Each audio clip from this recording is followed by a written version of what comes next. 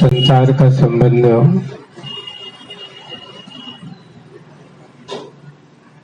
संयोग से होता है और वियोग से भी होता है। अपने यहाँ कहा गया, संसार किसे कहा जाता है? जिसमें संयोग और वियोग के दो पहलू हो, उसका नाम संसार है। संसार में ऐसा कोई भी संबंध नहीं है जो बना है वो कभी टूटा ना हो।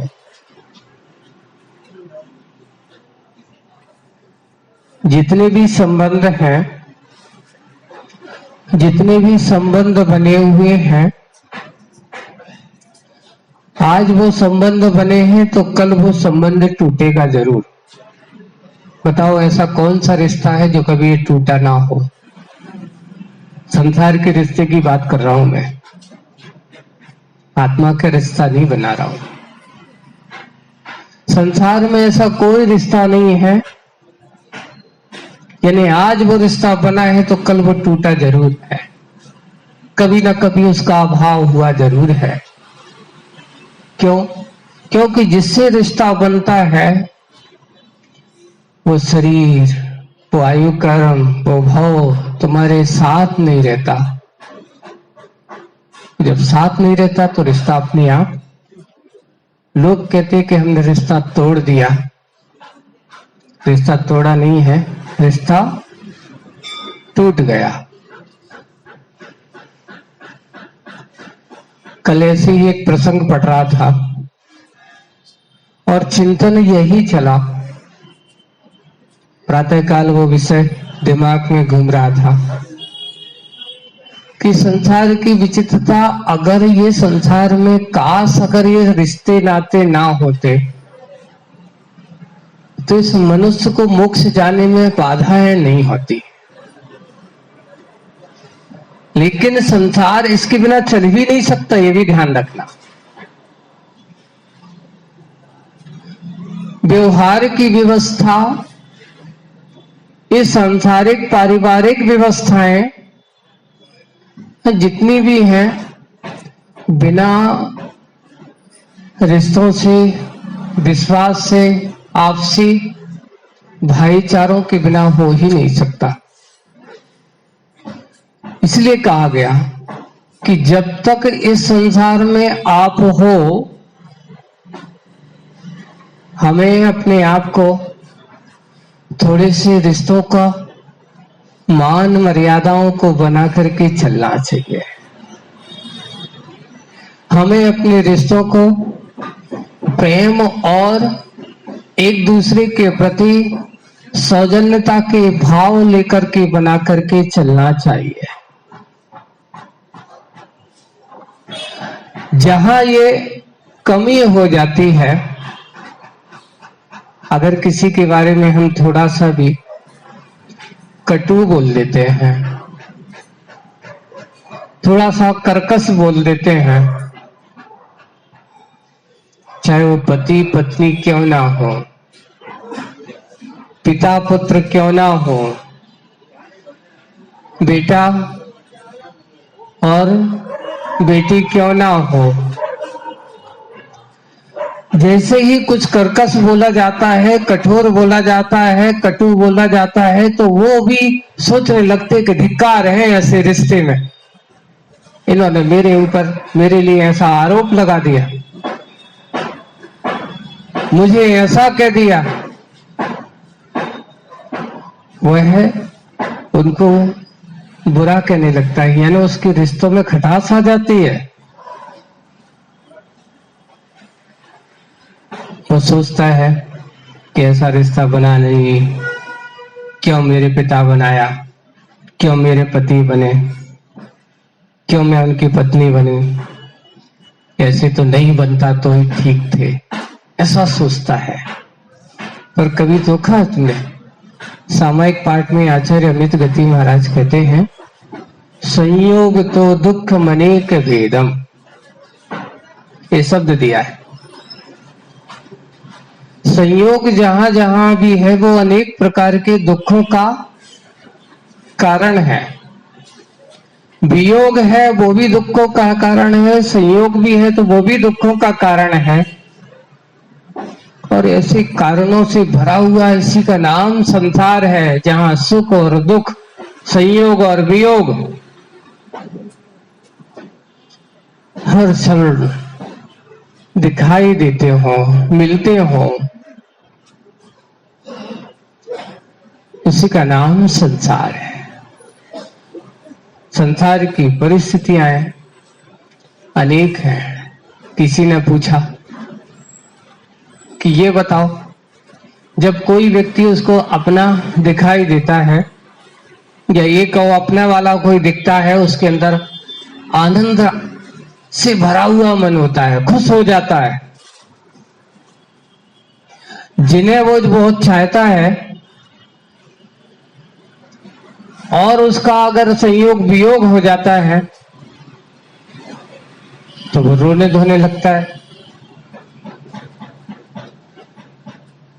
अब क्या करें बताओ, किस किस के बारे में हम सांत्वना, किस किस के लोगों को समझाएं। एक बार एक था कि किसी के यहां कुछ वियोग हो गया, वो उसको समझा रहा है, क्योंकि जिसके यहां वियोग हुआ है वो अभी रो रहा है। तो दूसरा जाकर के उसको क्या कर रहा है, समझा रहा, भैया संसार है, आना जाना लगा रहता है, यहां कोई किसी को बांध नहीं सका।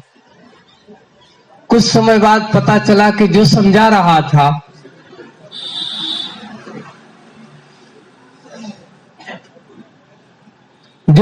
रहा था उसके यहां किसी का वियोग हो गया, वो रो रहा है।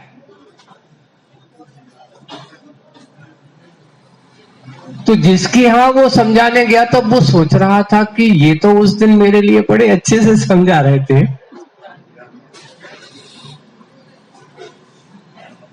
मेरे लिए बता रहे थे कि भाई ये संसार है, संयोग है, वियोग है, आना जाना लगा रहता है। लेकिन मेरी समझ में नहीं आई, ये तो मुझे समझा रहे थे, पर आज ये ना समझ कैसे हो गए, आज ये क्यों नहीं स्वयं आपको समझा रहे हैं, आज ये रो क्यों रहे हैं। तो उसको बड़ा विकल्प है। और उन्होंने कहा कि भाई देखो, कभी कभार क्या होता है कि किसी के यहां अगर ऐसा हो रहा हो और वो रो रहा हो, तुम एकदम अटैक कर दो उसके पास, उससे पूछो तो उसको अच्छा नहीं लगता, पर उसके मन में जिज्ञासा बहुत बड़ी बड़ी, वो सोचता है कि चलो भाई अभी अभी रहना दो, उनका भी थोड़ा सा माहौल ठीक नहीं है, लेकिन मैं मन की बात आज पूछूंगा जरूर कि भाई कल आप मुझे समझा रहे थे, आज स्वयं तुम क्यों नहीं समझ रहे हो। 2-4 दिन बाद जब थोड़ा सा माहौल ठीक ठाक हुआ, उसने मौका पाया और मौका पाकर उसके पास पहुंचा, पहुंच करके कहता है, भाई मेरी एक बात समझ में नहीं आई, जब मेरे यहाँ वियोग हुआ था, आप मुझे बहुत समझा रहे थे, आपने मुझे बहुत अच्छा समझाया था, मेरी समझ में आ गया था, लेकिन मेरी अब ये समझ में नहीं आ रहा है कि जब आपके यहाँ कुछ हुआ तो आप क्यों नहीं समझ पा रहे हो, वो आप क्यों रो रहे थे। तो वो महान आत्मा कहते हैं, भाई यही तो संसार है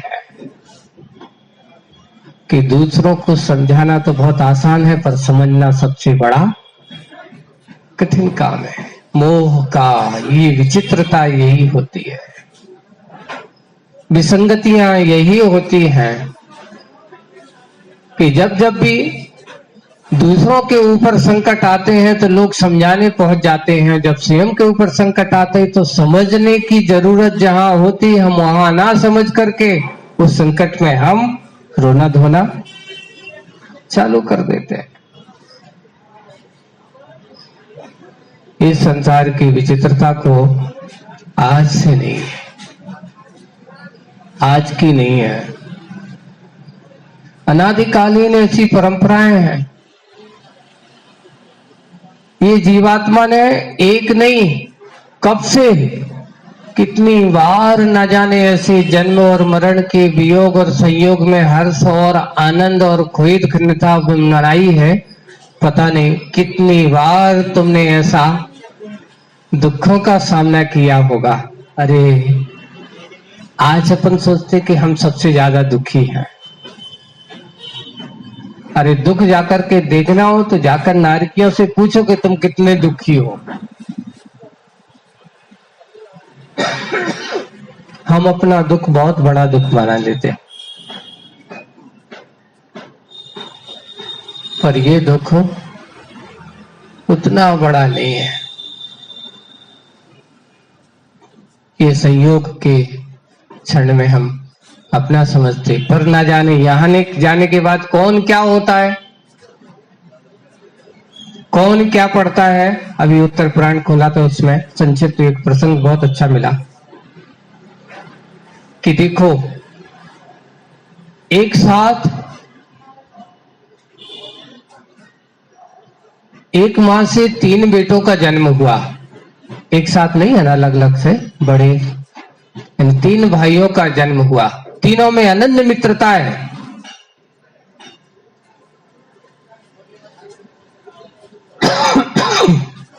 एक दूसरे के प्रति स्नेह है, और जो भी कोई काम करते हैं तो तीनों मिलकर के काम करते हैं। तीनों का सहयोग मिलता है, तीनों मिलकर के सारे काम करते हैं। पर एक बार ऐसा कुछ संयोग बना कि एक राजा की राजकुमारी ने एक स्पर्धा रखी, और स्पर्धा वो थी कि जो हमें जो इस स्पर्धा में हराएगा, मैं उसके साथ क्या करूंगी, विवाह करूंगी। जो स्पर्धा में मुझे हराएगा मैं उसके साथ विवाह करूंगी। अब हुआ ये कि उसमें तीनों भाइयों ने भी भाग लिया। अब तीनों भाइयों ने भाग लिया, और भाग लेकर के हुआ एक कि 2 भाई उससे बड़े वाले जो दोनों भाई थे वे पराजित हो गए। छोटे भाई ने उसको क्या कर दिया, पराजित कर दिया। अब राजकुमारी तो कहती है कि मेरा तो नियम है कि जो मुझे इस प्रतियोगिता में पराजित करेगा मेरा विवाह उससे होगा, चाहे छोटा हो चाहे बड़ा हो, मुझे इससे कोई भेदभाव नहीं है। पर छोटा भाई अपने भातृ प्रेम से युक्त है, वो कहता है नहीं ठीक है मैंने तुम्हारे लिए हरा दिया, लेकिन तुझे विवाह तो मेरे बड़े भाई से करना होगा।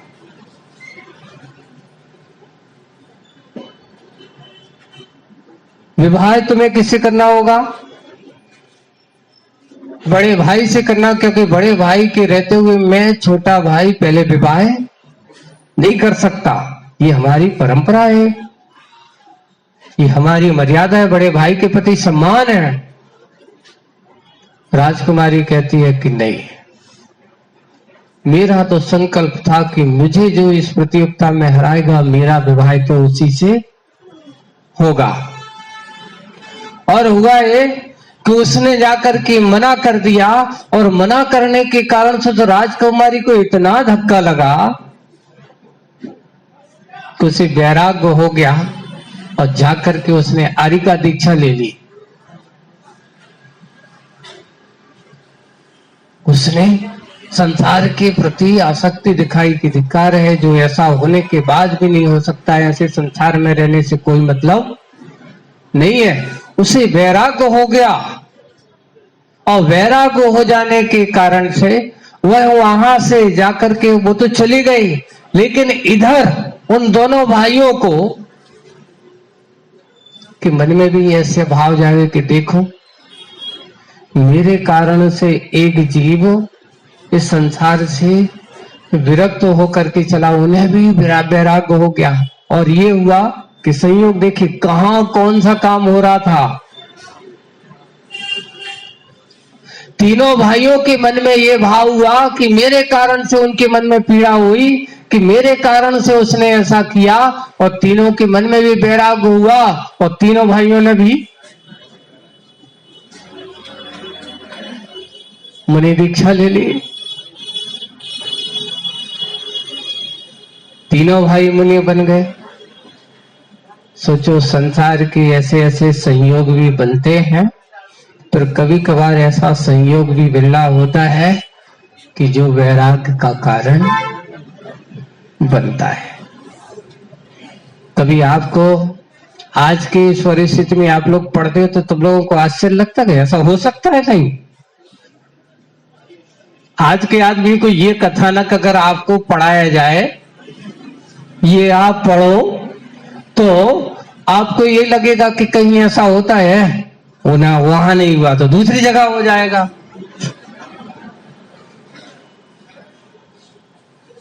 पर पहले का जो व्यक्ति था संकल्पी था, तो वो कह रहे कि हो तो जाए, कम तो हो जाए।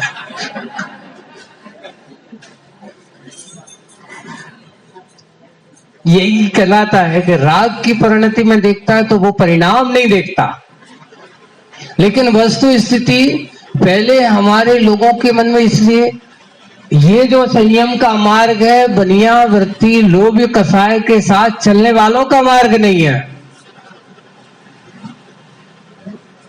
ये जो मार्ग होता है विशेष छत्रित्वपना जिनके पास हो, सोच लिया कि नहीं ऐसा होगा तो ही मैं ऐसा करूंगा, अगर नहीं हुआ तो मुझे संसार की कोई जरूरत नहीं है, मुझे राग के बंधनों की कोई जरूरत नहीं है। वहां से भी अपने आप को विरक्त हो जाते हैं, वहां से दूर हो जाते हैं। इसलिए कहा मोक्ष मार्ग जो होता है विशेष उन जीवों का हुआ करता है जो अपने आप के पाप कर्म के प्रति, संसार के प्रति नरम नहीं होते, कठोर बनकर के उनका सामना करते हैं। इसलिए हमारे यहाँ क्षत्रिय की परिभाषा क्या कह जाती है? किसे कहते हैं क्षत्रिय? तो उन्होंने कहा छतात पापायामिति क्षत्रिय, जो दूसरों के ऊपर प्रहार करे उसका नाम क्षत्रिय नहीं। क्षत्रिय तो वह है जो अपने किए हुए जो अनादिकालीन जो कर्म की परंपरा है, जो ऐसे अशुभ आदि कर्म हैं, जो पाप कर्म हैं, उन पाप कर्मों के ऊपर आघात करे सो वो क्षत्रिय माना जाता है। आप तीर्थंकरों के इतिहास को उठा करके देखो, बड़े बड़े राजा महाराजाओं के बेटे हैं, बड़ी बड़ी सेनाओं के अधिपति हैं, वे चाहते तो न जाने कितने राजाओं को अपने बस में कर करके उनका अधीनस्थ उनके राज खजाने को लूट सकते थे, पर किसी के खजाने को लूटना कोई क्षत्रित्वपना नहीं है, किसी के राज को हड़पना ये क्षत्रित्वपना नहीं है, किसी की संपत्ति को जबरदस्ती शक्ति के बल पर हड़पना ये कोई शक्ति नहीं है। ये तो क्या हो गया, तुम लोग के कारण से किसी संपत्ति को अपना क्या कर रहे हो? आज तुम्हारे पास शक्ति है, सामर्थ्य है, और हमने उस शक्ति सामर्थ्य के परिणाम से किसी दूसरों की संपत्ति को अपना बना लिया। कोई बड़ा पाप नहीं, कोई बड़ा काम नहीं किया, ये तो तुमने महा पाप किया है। क्यों? क्योंकि स्पष्ट कहा कबहू आप भयो बलहीन सबलन कर खायो अति दिन। जो है आज तुम बलवान हो, तुमने छोटे के ऊपर क्या किया? हमला करके अपनी शान शौकत को बढ़ाया, लेकिन कल वो बलवान होगा और तुम क्या होगा? वो दिन भी आएगा, चिंता मत किए। कर्म का फल बिल्कुल जैसे को तैसे मिलता है, कभी कर्म कभी परिणाम नहीं बदलता। आज तुम्हारे पास बलवान पना शक्तिवान हो, कल तुम्हारे लिए नियम से जो व्यक्ति दीनहीन के ऊपर आक्रमण करता है, दीनहीन के ऊपर आक्रमण करके उनको अपना या उनको हड़पने की कोशिश करता है, वो नियम से एक दिन हड़पा जाता है। वो स्वयं ऐसा किया जाता है। कर्म की विचित्रता अनेक प्रकार से आप लोगों को देखने को मिलती है, मिलती रहेगी, ऐसे ही है। आज आपको अगर कुछ हो रहा है तो कभी ऐसा सोचना चाहिए कि मेरे साथ ऐसा क्यों हो रहा है, ये व्यक्ति मेरा शत्रु क्यों बना है, ये मेरे पीछे क्यों पड़ा है, ये मुझे परेशान क्यों कर रहा है। तो ये सोचना चाहिए कि लगता है कभी मैंने भी इसको ऐसा परेशान किया होगा। हो सकता है मैंने कभी इसके बारे में कुछ बुरा सोचा होगा। जब हम ऐसे भाव के साथ सोचते हैं तो अपने अंदर समता भाव आता है। और अगर हम इस भाव से सोचते हम तो इसका कुछ नहीं करते, ये तो हमारे पीछे पड़ा है, जब देखो जी हमारी बुराई करता रहता है, जब देखो जी हमारे लिए बाधा डालता रहता है। अगर आप ऐसा करोगे और फिर उसको भी आप प्रतिकार के भाव के साथ जीवन जियोगे तो उससे क्या होगा, और तुम्हारी कसाएं बढ़ती ही चली जाएगी, कभी कसायों का अंत नहीं होगा। लेकिन वो सोचता है कि नहीं, उसने मेरे साथ ऐसा किया है, कहीं ना कहीं मेरा अपना पुराना था, वो मेरा कर्जा चुक गया, ऐसा सोचो। जैसे किसी से आप कर्ज लेते हो और कर्ज लेने के बाद जैसे ही आपके हाथ में पैसा आता है, उससे पूछना कर्जदार व्यक्ति से जिसने कर्जा लिया था, और कर्जा जैसे ही देते उससे महसूस करो कि भाई कैसा लग रहा है। तो वो कहता है मन का एक भार उतर गया। वो अपने आप को आभार जैसा समझता है। एक भार उतर गया कि भाई मन में जो विकल्प था कि भाई ये पैसा देना है, देना है, देना है, देना है, जैसे उसका भार था उतर जाता है। वैसे ही ज्ञानी भी सोचता है कि चलो भाई इसने मुझे बुरा कहा, कहीं ना कहीं मैंने इसके लिए बुराई की होगी, तो आज इसने मुझे भला बुरा कहा है, कसाई की है, इस प्रकार की मुझे गाली दी है, तो गाली का जवाब मुझे मिल गया है, एक थोड़ा कर्म का कर्जा मेरा उतर गया।